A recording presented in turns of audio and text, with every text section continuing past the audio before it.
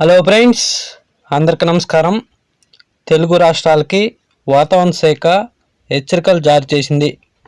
March 11, 12 తేదీల్లో అకాల వర్షాల ముప్పు పొంచి ఉందని అటు రైతులకు ముందస్తు హెచ్చరికలు జారీ చేసింది వాతావరణ శాఖ. Welcome to AP weather news. AP Telangana daily weather update కోసం మన ఛానల్ సబ్స్క్రైబ్ చేయండి, షేర్ చేయండి, లైక్ చేయండి. ఎప్పటికప్పుడు తాజా వాతావరణ సమాచారం మన ఛానల్లో ఇవ్వడం జరుగుతుంది. టుడే వెదర్ అప్డేట్ ఏంటంటే, ఈరోజు ఉపగ్రహ చిత్రం చూడండి, శాటిలైట్ చిత్రం. ఈరోజు శాటిలైట్ అంచనాలు గమనిస్తే ఇవాళ కోస్తాంధ్రలో ఎండలు ఎక్కువగా ఉండే అవకాశాలు ఉన్నాయని వాతావరణ శాఖ తెలిపింది. రాబోయే రోజుల్లో కూడా కోస్తాంధ్ర, రాయలసీమ జిల్లాలో ఎండల తీవ్రత భారీగా పెరిగే అవకాశం ఉందని అటు ప్రజలు, రైతులు ఎండల పట్ల అప్రమత్తంగా ఉండాలని వాతావరణ శాఖ తెలిపింది. ఇదిలా ఉంటే మార్చి 10వ తేదీన దక్షిణ మధ్య బంగాళాఖాతంలో ఒక ఉపరితల ఆవర్తనం ఏర్పడే అవకాశం ఉందని వాతావరణ శాఖ తెలిపింది. ఇది మరింత బలపడి అల్పపీడనంగా కూడా మారే అవకాశం ఉందని, మార్చి 11వ తేదీ నాటికి ఇది శ్రీలంక సమీపానికి వచ్చే అవకాశం ఉన్నట్టు వాతావరణ శాఖ తెలిపింది. ఇది శ్రీలంక మీదుగా దాటుకుంటూ అటు అరేబియా సముద్రంలోకి వెళ్ళిపోయే అవకాశాలు ఉన్నాయని, దీని ప్రభావంతో శ్రీలంక, తమిళనాడు రాష్ట్రాల్లో చాలా చోట్ల ఓ మోస్తరు నుండి భారీ వర్షాలు నమోదయ్యే అవకాశాలు ఉన్నట్టు వాతావరణ శాఖ తెలిపింది.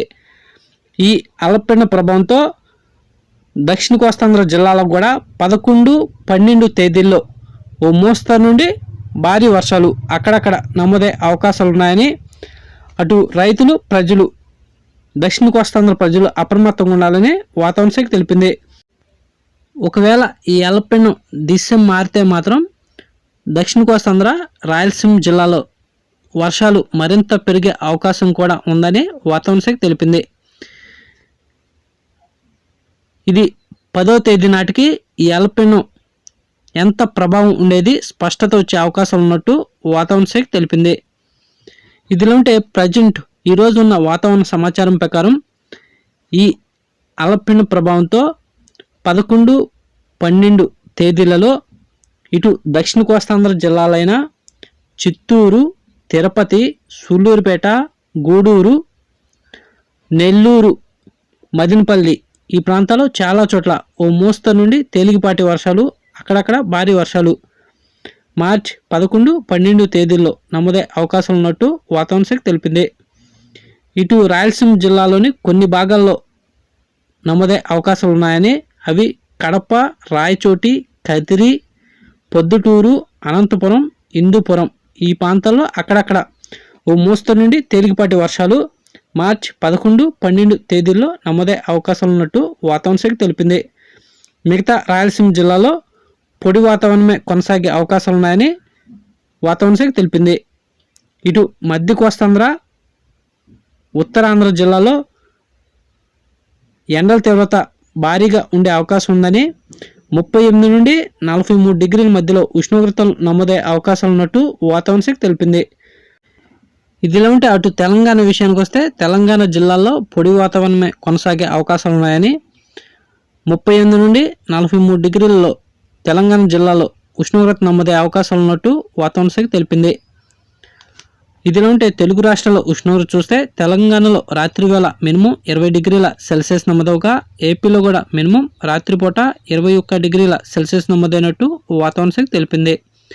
తెలంగాణలో పగటిపూట మ్యాక్సిమం 31 డిగ్రీల సెల్సియస్ నమోదవగా, ఏపీలో కూడా మ్యాక్సిమం పగటిపూట 31 డిగ్రీల సెల్సియస్ నమోదైనట్టు వాతావరణ శాఖ తెలిపింది.